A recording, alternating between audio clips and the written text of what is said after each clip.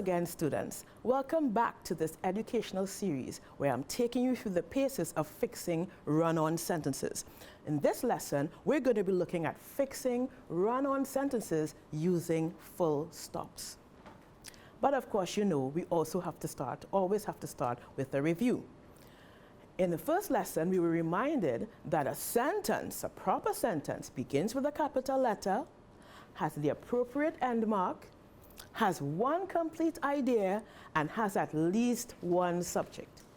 You also learned that an independent clause is a group of words that has a subject and a verb and can stand alone as a complete thought. For example, Mark plays games on his computer. You learned in lesson 1 that a run-on sentence has two independent clauses that are not properly joined. Here's an example of a run-on sentence. It is always a good idea to prepare for a speech. It will make you less nervous. Now, I paused naturally there, but notice there is no pause. That is a classic run-on sentence. There are two independent clauses happening there. It is always a good idea to prepare for a speech. It will make you less nervous.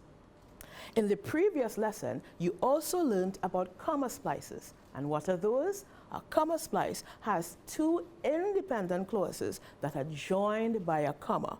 So even if you put a comma in between, it is a good idea to prepare for a speech, it will make you less nervous. That is still not a good way of fixing a comma splice. Why? Because a comma is not strong enough to separate two independent clauses.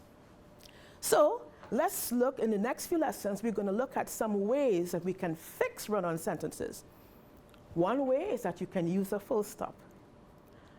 Another way is that you can use a coordinating conjunction, and yet another way is by using a subordinating conjunction.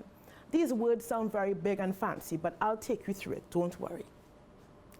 So the first fix for a run-on sentence, and the easiest fix really, is to use a full stop.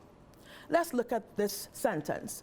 It is a good idea to prepare for a speech. This will make you less nervous. We have our run-on sentence right here. And we have two independent clauses. Read it carefully and see if you can find these two independent clauses. So here it is. It is a good idea to prepare for a speech. That's one complete thought. This will make you less nervous. That's another complete thought. We don't want to fuse them together without something in the middle, and we can't use a comma, so let's figure it out. It is a good idea to prepare for a speech. You add a full stop, and then you start another sentence. This will make you less nervous. So the easiest fix for a run-on sentence is to add a full stop and create separate independent clauses or separate simple sentences. That's correct. So let's look at the other comma splice that we explored earlier. Josh attended the concert in January. He enjoyed it very much.